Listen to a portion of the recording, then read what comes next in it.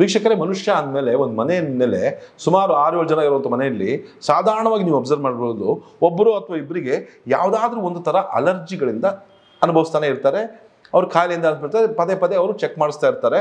ಆವಾಗ ಬರ್ತಾ ಇರುತ್ತೆ. ಲೈಕ್ ಕೆಲವರಿಗೆ ಸೀಸನಲ್ ವೇರಿಯೇಷನ್ಸ್ ಇರ್ಬೋದು, ಕೆಲವರಿಗೆ ಕೆಲವು ಫುಡ್ಗಳಿಂದ ಇರ್ಬೋದು, ಕೆಲವರಿಗೆ ತುಂಬ ತಂಪು ಆಹಾರಗಳಿಂದ ಇರ್ಬೋದು. ಈ ಥರ ಎಲ್ಲ ಅಲರ್ಜಿಗಳು ಬರ್ತಾ ಇರ್ತವೆ. ಅದರಲ್ಲಿ ಬಹಳ ಮುಖ್ಯವಾಗಿ ನಾನು ಡಿಸ್ಕಸ್ ಮಾಡ್ತಾ ಹೋಗ್ತಿರೋದು ಚರ್ಮದಲ್ಲಿ ಉಂಟಾಗುವ ಅಲರ್ಜಿಗಳ ಬಗ್ಗೆ. ಸಾಧಾರಣವಾಗಿ ನೋಡಿ, ಕೆಲವರಿಗೆ ತುರ್ಕೆ ಸಮಸ್ಯೆ. ಯಾವ ರೀತಿ ತುರ್ಕೆ ಸಮಸ್ಯೆ ಇರುತ್ತೆ ಅಂತ ಹೇಳಿದ್ರೆ, ತುಂಬ ಇಡೀ ಮೈಯೆಲ್ಲ ತುರ್ಕಿ ಅಂತ ಹೇಳ್ತಾರೆ. ಕೆಲವರಿಗೆ ಹೆಂಗೆ ಅಂತ ಹೇಳಿದ್ರೆ ರಾತ್ರಿ ಮಾತ್ರ ಕೆಲವು ತುರ್ಕಿ ಬರುತ್ತೆ ಅಂತ ಹೇಳ್ತಾರೆ. ಕೆಲವರಿಗೆ ಬಟ್ಟೆಗಳು ಎಲ್ಲೆಲ್ಲಿ ಟೈಟ್ ಆಗಿರುತ್ತೋ ಅಲ್ಲಿ ಮಾತ್ರ ತುರ್ಕಿ ಅವಾಗ ಸಮಸ್ಯೆ ಕಾಣಿಸ್ಕೊಳ್ತಾ ಇರುತ್ತೆ. ಅವರು ಸಾಮಾನ್ಯವಾಗಿ ಡಾಕ್ಟರ್ಗಳಿಗೆ ತೋರಿಸಿರ್ತಾರೆ, ಅವ್ರು ಯಾವುದೋ ಒಂದು ಅಲರ್ಜಿ ಮಾತ್ರೆ ಕೊಟ್ಟಿರ್ತಾರೆ. ಅದು ಮಾತ್ರೆ ತಗೋಬೇಕಾದ್ರೆ 1 ವಾರನೋ 2 ವಾರನೋ ಕಡಿಮೆ ಆಗುತ್ತೆ, ಮತ್ತೆ ಬರುತ್ತೆ. ಕೆಲವರು ಈ ಅಲರ್ಜಿ ಮಾತ್ರೆಗಳನ್ನ ಕಂಟಿನ್ಯೂಸ್ ಆಗಿ ತಗೊಂಡು ಜೀವನದಲ್ಲಿ ಸಾಕಾಗಿ ಹೋಗ್ಬಿಟ್ಟಿರ್ತಾರೆ. ಸೊ ಇಂಥವ್ರು ಕೆಲವು ಡಾಕ್ಟರ್ಗಳಿಗೆ ತೋರಿಸ್ಕೊಂಡಾಗ ಕೆಲವು ಬ್ಲಡ್ ಟೆಸ್ಟ್ಗಳನ್ನು ಮಾಡಿಸಿರ್ತಾರೆ. ಕೆಲವು CBC ಇರ್ಬೋದು, ESR ಇರ್ಬೋದು, AEC ಇರ್ಬೋದು, ಅಥವಾ ಟೋಟಲ್ IgE ಇರ್ಬೋದು. ಈ IgE ಈ ನಮ್ಮ ದೇಹದಲ್ಲಿ ಅಲರ್ಜಿ ಉಂಟು ಮಾಡೋಕ್ಕೆ ಮುಖ್ಯ ಕಾರಣ. ನಾವು ತಿನ್ನಂಥ ಆಹಾರ ಇರ್ಬೋದು, ನಮಗೆ ಕೆಲವು ಅಲರ್ಜನ್ಸ್ ಇರ್ಬೋದು, ಅಥವಾ ಕೆಲವು ಪ್ರೋಟೀನ್ಸ್ ಇರ್ಬೋದು, ಅನ್ಡೈಜೆಸ್ಟ್ ಆಗಿಬಿಟ್ಟು ನಮ್ಮ ಹೊಟ್ಟೆ ಭಾಗಕ್ಕೆ ಸೇರಿದಾಗ ಇದು ನಮ್ಮ ದೇಹಕ್ಕೆ ಫಾರಿನ್ ಬಾಡಿ ಅಂದರೆ ಹೇಳಿದ್ರೆ ಯಾವುದೋ ಒಂದು ನಮ್ಮ ದೇಹಕ್ಕೆ ಅಲ್ಲದಲ್ಲಿದ್ದು ಅಂತ ಹೇಳ್ಬಿಟ್ಟು ನಮ್ಮ ರೋಗ ನಿರೋಧಕ ಶಕ್ತಿಗೆ ಭಾಸವಾಗ್ಬಿಟ್ಟು ಆ ಒಂದು ನಾರ್ಮಲ್ ಆಹಾರದ ಫುಡ್ಗೋ ಅಥವಾ ಇನ್ನೊಂದಕ್ಕೂ ಆ್ಯಂಟಿಬಾಡೀಸ್ನ ರಿಲೀಸ್ ಮಾಡೋಕ್ಕೆ ಶುರು ಮಾಡ್ತವೆ. ಈ ಆ್ಯಂಟಿಬಾಡೀಸೇನೆ ನಮ್ಮ ದೇಹದಲ್ಲಿ ಈ ಥರ ತುರ್ಕೆಯ ಸಮಸ್ಯೆ ಉಂಟಾದವು ಕಂಡು ಬರೋಕ್ಕೆ ಮುಖ್ಯವಾದ ಒಂದು ಕಾರಣ. ವೀಕ್ಷಕರೇ, ನಾನಿವತ್ತಿಲ್ಲಿ ನಿಮಗೆ ಟೋಟಲ್ IgE ಅಂದರೆ ಏನು, ಯಾಕೆ ನಮ್ಮ ದೇಹದಲ್ಲಿ ಜಾಸ್ತಿ ಆಗುತ್ತೆ, ಮತ್ತು ಅದರಿಂದ ನಾವು ಸಂಪೂರ್ಣವಾಗಿ ಹೇಗೆ ಹೊರಗಡೆ ಬರ್ಬೋದು, ಅದಕ್ಕೇನಾದ್ರು ಮನೆಮದ್ದುಗಳಿದೆಯಾ ಅಥವಾ ಲೈಫ್ ಲಾಂಗ್ ಏನಾದ್ರು ತಗೊಳ್ಳೇಬೇಕಾ ಅಲರ್ಜಿ ಮಾತ್ರೆಗಳು, ಇದ್ರ ಬಗ್ಗೆ ಡಿಸ್ಕಸ್ ಮಾಡೋಣ ಅಂತ ಇದ್ದೀನಿ. ನಾನು ಡಾಕ್ಟರ್ ಚಂದ್ರಶೇಖರ್ ಸರ್ಜಾ, ನಿಮ್ಮ ಲೈಫ್ ಸ್ಟೈಲ್ ಫಿಸಿಷಿಯನ್. ವೀಕ್ಷಕರೇ, ನಾನು ಮುಂಚೆನೇ ಹೇಳ್ದಂಗೆ ಈ ಅಲರ್ಜಿ ಅನ್ನುವಂಥ ಸಮಸ್ಯೆಗಳು ತುಂಬ ವ್ಯಾಪಕವಾಗಿದೆ. ಈಗ ಬರೀ ಚರ್ಮದ ಒಂದೇ ಅಲ್ಲ, ಸುಮಾರು ಇದ್ದಾವೆ. ಆದರೆ ನಾನು ಇವತ್ತು ಸ್ಪೆಸಿಫಿಕ್ ಆಗಿ ಚರ್ಮದ ಅಲರ್ಜಿ, ತುರಿಕೆ ಆ್ಯಂಡ್ ಇತರೆ ಚರ್ಮದ ಕಾಯಿಲೆಗಳ ಬಗ್ಗೆ, ಅಲರ್ಜಿಯಿಂದ ಉಂಟಾಗುವಂಥ ಚರ್ಮದ ಸಮಸ್ಯೆಗಳ ಬಗ್ಗೆ ಡಿಸ್ಕಸ್ ಮಾಡ್ತೀನಿ. ಬೇರೆದು ಅಂತಂದರೆ ಕೆಲವರಿಗೆ ಕರಳಿನ ಸಮಸ್ಯೆ ಇರ್ಬೋದು, ಲೂಸ್ ಮೋಷನ್ ಆಗುವಂಥದ್ದು, ವಾಂತಿ ಆಗುವಂಥದ್ದು, ಬೇದಿ ಆಗುವಂಥದ್ದು, ಇಂಥವೆಲ್ಲ ಇರ್ತವೆ. ಇನ್ನು ಕೆಲವರಿಗೆ ಏನಂದರೆ ಸ್ನೀಸಿಂಗ್, ರೆಸ್ಪಿರೇಟರಿ ಅಲರ್ಜೀಸು, ಸೈನುಸೈಟಿಸ್ ಇರ್ಬೋದು, allergic rhinitis, allergic sinusitis, allergic bronchitis, ತುಂಬ ಕೆಮ್ಮು, ತುಂಬ ಅಕ್ಷಿ, ತುಂಬ ಸೀನು, ಉಸಿರಾಡಲಿಕ್ಕೆ ತೊಂದರೆ, ಆ ಥರ ಈಗ ಇದ್ದಲ್ಲ, ಆ ಥರದ್ದು ಕೂಡ ಅದು ಕೂಡ IgEನೇ, ಇದು ಕೂಡ IgEನೇ. ಆದರೆ ಇವತ್ತಿನ ವಿಷಯ ಓನ್ಲಿ ಚರ್ಮದ ಸಮಸ್ಯೆ. ನೋಡಿ, ಈ ಚರ್ಮದ ಸಮಸ್ಯೆಗಳಲ್ಲಿ ಸುಮಾರು ಥರದಿದೆ. ಹೈವ್ಸ್ ಕೆಲವರಿಗೆ ಹೆಂಗೆ ಅಂತ ಹೇಳಿದ್ರೆ, ಸರ್ ತಿಂಗಳಿಗೆ ಒಂದ್ಸಲ ನನಗೆ ಗ್ಯಾರಂಟಿ ಬರುತ್ತೆ ಅಂತ. ನಾನು ಯಾವುದೊಂದು ಮಾತ್ರೆ ತೊಗೊಳ್ತೀನಿ, ಆ ಮಾತ್ರೆ ತೊಗೊಂಡ್ರೆ ನಂಗೆ 1 ವಾರ 2 ವಾರ ಇರೋಲ್ಲ, ಅದು ಎಫೆಕ್ಟ್ ಡೌನ್ ಆಗ್ತಾ ಇದ್ದಂಗೆ ತುರ್ಕೆ ಶುರು ಆಗುತ್ತೆ. ಉದ್ದುದ್ದ ಈ ಚರ್ಮದ ಮೇಲೆ ಗೀರ್ಗಳು ಬೀಳ್ತಾ ಹೋಗುತ್ತೆ, ಹೈಸ್ ದಪ್ಪ ಊದ್ಕೊಳ್ಳುತ್ತೆ, ನನಗೆ ಗಂದೆ ಇರುತ್ತೆ, ಮೈಯೆಲ್ಲ ಗಂದೆಗಳು ಹೇಳ್ತಾವೆ ನನಗೆ. ಆ ಥರ ಎಲ್ಲ ಸಮಸ್ಯೆ ಇದೆ. ನಾನು ಸುಮಾರು ಡಾಕ್ಟರ್ಗಳಿಗೆ ತೋರಿಸಿದ್ದೀನಿ, ಟೆಸ್ಟ್ಗಳು ಮಾಡಿಸಿದ್ದೀನಿ ಕೂಡ, ಅದಕ್ಕೆ ಮೆಡಿಸಿನ್ ತೊಗೊಳ್ತಾ ಇದ್ದೀನಿ. ಆದರೆ ನನಗೆ ಈ ಒಂದು ಸಮಸ್ಯೆಯಿಂದ ಹೊರಗಡೆ ಬರೋಕ್ಕಾಗಲ್ಲ ಅಂತ ಹೇಳ್ತಾರೆ. ಇನ್ನು ಕೆಲವರಿಗೆ ಏನಂತ ಹೇಳಿದ್ರೆ, ಈ ಒಂದು ಕೆಲವು ಫುಡ್ ಐಟಮ್ಸ್ಗೆ, ನನಗೆ ಕಡಲೆ ಬೀಜ ತಿಂದರೆ ಆಗಲ್ಲ ಸರ್, ನನಗೆ ಅವರೆಕಾಳು ತಿಂದರೆ ಆಗಲ್ಲ, ನನಗೆ ಫಿಶ್ ತಿಂದರೆ ಆಗಲ್ಲ, ನನಗೆ ಪ್ರೋಟೀನ್ಸ್ ಜಾಸ್ತಿ ತಿಂದರೆ ಆಗಲ್ಲ, ಯಾವುದೇ ರೀತಿಯ ಒಂದು ಖಾರ ಐಟಮ್ಸ್ ತಿಂದರೆ ಅಥವಾ ತುಂಬ ಹಾರ್ಡ್ ಆಗಿರುವಂಥ ಐಟಮ್ಸ್ ತಿಂದರೆ ನನಗೆ ಈ ಥರ ಅಲರ್ಜಿಗಳು ಡೆವಲಪ್ ಆಗುತ್ತೆ. ಇನ್ನು ಕೆಲವರಿಗೆ ಕೆಲವು ಸ್ಪೆಸಿಫಿಕ್ ಕೈಂಡ್ ಆಫ್ ಫಿಶಸ್ ಇರ್ಬೋದು, ಕೆಲವರಿಗೆ ಕೆಲವು ತರಕಾರಿಗಳೇ ಇರ್ಬೋದು. ಇದರಿಂದ ತುಂಬ ಅಲರ್ಜಿ ಅನುಭವಿಸುತ್ತೆ. ತಿಂದ ತಕ್ಷಣ ಮೈಯೆಲ್ಲ ಊದ್ಕೊಂಡ್ಬಿಡುತ್ತೆ, ತುಟಿ ಊದ್ಕೊಂಡ್ಬಿಡುತ್ತೆ, ಕಣ್ಣು ಊದ್ಕೊಂಡ್ಬಿಡುತ್ತೆ, ಯಾವಾಗಲೂ ಬೆಳಗ್ಗೆ ಎದ್ದಿರ್ತೀನಿ ನಾನು ಮಕ ಎಲ್ಲ ಊದ್ಬಿಟ್ಟಿರುತ್ತೆ ಅಂತ ಹೇಳ್ತಾರೆ. ಇದಕ್ಕೆಲ್ಲ ಮಾಡಿದಾಗ ನಾರ್ಮಲಿ ನಾವು ಒಂದು ಟೆಸ್ಟ್ ಮಾಡುವಂಥದ್ದು ಟೋಟಲ್ IgE ಅಥವಾ ಇಮ್ಯುನೋಗ್ಲೋಬುಲಿನ್ E. ಈ ಇಮ್ಯುನೋಗ್ಲೋಬುಲಿನ್ E ಯಾರಿಗೂ ಹುಟ್ಟಿನಿಂದ ಇರುತ್ತೆ ಅಂತಲ್ಲ, ಅದೇ ಆಹಾರಗಳನ್ನು ತಿಂತಾನೆ ಇರ್ತಾರೆ, ಆದರೆ ಯಾವುದೋ ಒಂದು ಕಾರಣದಲ್ಲಿ ಡೆವಲಪ್ ಆಗಿಬಿಟ್ಟಿರುತ್ತೆ. ಇದು ಒಂದು ಕೆಲವರು ಇದು ನಾನು ಇವಾಗ ಟ್ರಿಗರಿಂಗ್ ಫ್ಯಾಕ್ಟರ್ಸ್ ಬಗ್ಗೆ ಹೇಳ್ತೀನಿ. ಕೆಲವು ಅದು ಕಾರಣ ಅಲ್ಲ, ಆದರೆ ಟ್ರಿಗರ್ಸ್ ಅಂದರೆ ಇದನ್ನು ಜಾಸ್ತಿ ಮಾಡುವಂಥದ್ದು. ಮೇಯ್ನ್ ಆಗಿ ಅಂತ ಹೇಳಿದ್ರೆ ಡಸ್ಟ್, ಧೂಳು, ಪೋಲನ್ ಅಂತ ಹೇಳ್ತೀವಲ್ಲ, ಅದರಿಂದ IgE ಕೆಲವರಿಗೆ ಟ್ರಿಗರ್ ಆಗುತ್ತೆ. ಕೆಲವರಿಗೆ ಏನಂತ ಹೇಳಿದ್ರೆ ಮೋಲ್ಡ್ಸ್ ಅಥವಾ ಫಂಗಸ್. ಈ ಬ್ಯಾಂಕ್ನಲ್ಲಿ ಕೆಲಸ ಮಾಡ್ತಾರಿಗೆ ತುಂಬ ನೋಟ್ಸ್ ಎಣಿಸ್ತಾ ಇರ್ತಾರಲ್ಲ, ಅಂಥವ್ರಿಗೆ ನೋಡಿ ಯಾವಾಗಲೂ ಮಾಸ್ಕ್ ಹಾಕೊಂಡಿರ್ತಾರೆ. ಯಾಕಂತ ಹೇಳಿದ್ರೆ ಈ ಮೋಲ್ಡ್ಸ್ ಹೋದ ತಕ್ಷಣ ಅವ್ರ ಬಾಡಿನಲ್ಲಿ ಹೋದ ತಕ್ಷಣ ಈ ಥರ ಅಲರ್ಜಿಕ್ ರಿಯಾಕ್ಷನ್ಸು, ಸ್ಕಿನ್ ರಿಯಾಕ್ಷನ್ಸು ಎಲ್ಲ ಬರುವಂಥ ಚಾನ್ಸಸ್ ಜಾಸ್ತಿ ಇರುತ್ತೆ. ಇದಕ್ಕೆ ಒಂದು ಮುಖ್ಯ ಕಾರಣ ಅಂತ ಹೇಳಿದ್ರೆ, ಇತ್ತೀಚೆಗೆ ಸಂಶೋಧನೆ ಕಂಡು ಬಂದಿರೋದು ಅಂತ ಹೇಳಿದ್ರೆ, ನಮ್ಮ ಹೊಟ್ಟೆಯಲ್ಲಿ ಇರುವಂಥ ನಮ್ಮ ಜೀರ್ಣಾಂಗದಲ್ಲಿ ವ್ಯವಸ್ಥೆಯಲ್ಲಿ ಉಂಟಾಗುವಂಥ ಬದಲಾವಣೆಗಳಿಂದ 90% ಈ IgE ಕೇಸಸ್ ಅಲ್ಲಿ ಗಟ್ ಇಶ್ಯೂಸ್ ಜಾಸ್ತಿ ಇರುತ್ತೆ.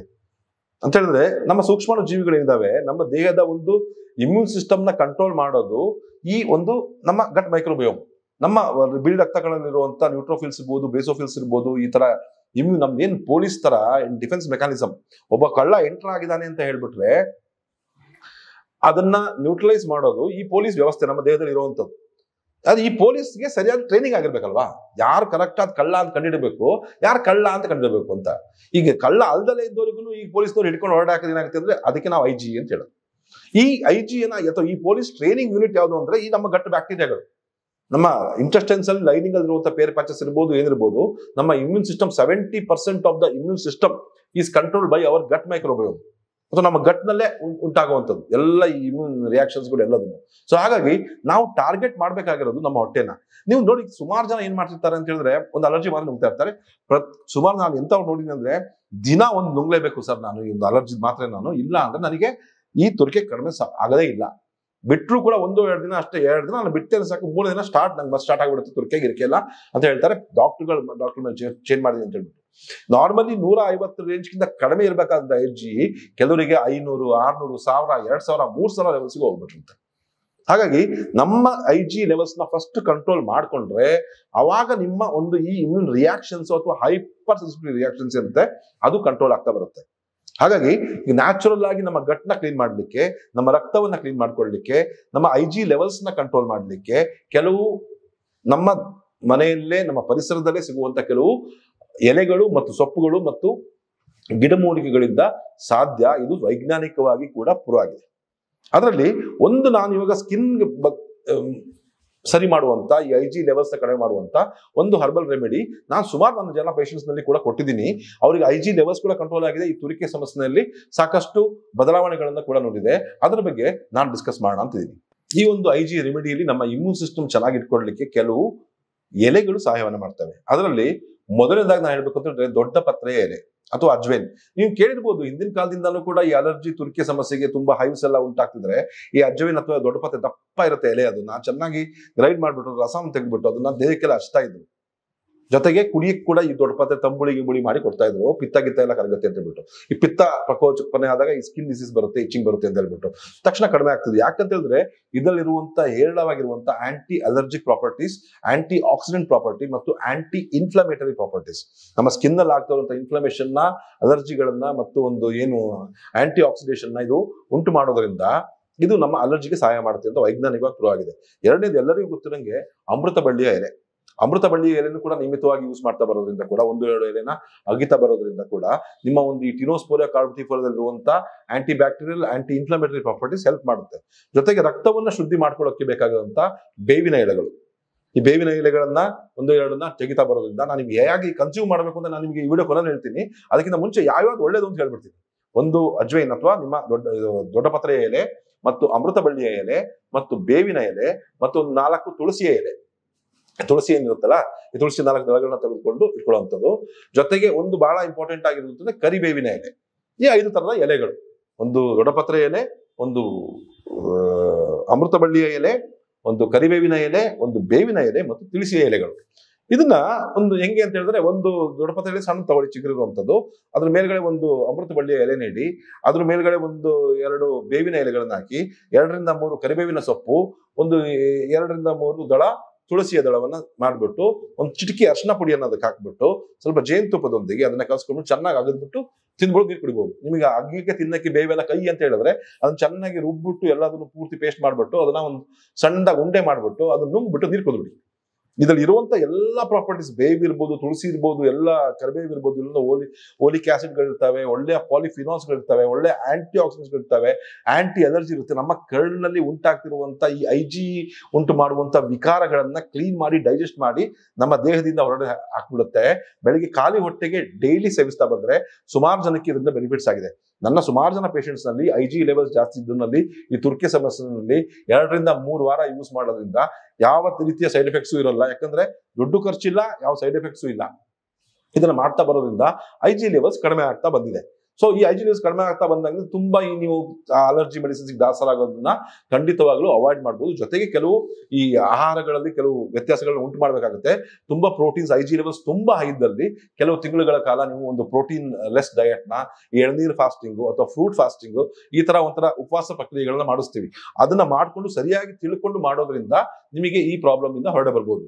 ಬಟ್ ನೋಡಿ, ಸುಮಾರು ಜನಕ್ಕೆ ನಾನು ಈ ತರ ಒಂದು ಮನೆ ಮದ್ದು ಹೇಳಿದಾಗ ನನ್ನ ಪೇಷಂಟ್ಸ್ ನಲ್ಲಿ, ನನ್ನ ಆನ್ಲೈನ್ ಕನ್ಸಲ್ಟೇಷನ್ಸ್ ನಲ್ಲಿ ಸುಮಾರು ಜನಕ್ಕೆ ಸರ್ ನಮಗೆ ಇದೆಲ್ಲ ಸರ್ ನಾವು ಸಿಟಿಲಿ ಇರೋದು, ನಾನು ದೊಡ್ಡಪತ್ರೆ ಎಲ್ಲಿ ಹುಡುಕ್ಲಿ, ಅಮೃತ ಬಳ್ಳಿ ಎಲ್ಲಿ ಹುಡುಕ್ಲಿ, ಬೇವಿನ ಎಲೆ ಎಲ್ಲಿ ಹುಡುಕ್ಲಿ ಅಂತ ಹೇಳ್ಬಿಟ್ಟು ಸುಮಾರು ಜನ ಈ ಪ್ರಾಬ್ಲಮ್ ಹೇಳ್ಕೊಂಡಿರೋದ್ರಿಂದ ನಾನೇ ಕೂಡ ಒಂದು ಈ ಸಣ್ಣದಾಗ ಒಂದು ಈ ಪೌಡರ್ನ ಸರಿಯಾದ ಒಂದು ಪರ್ಸೆಂಟೇಜ್ ಇಟ್ಕೊಂಡು ಒಂದು ಮಿಶ್ರಣವನ್ನ ತಂದಿದ್ದೀನಿ.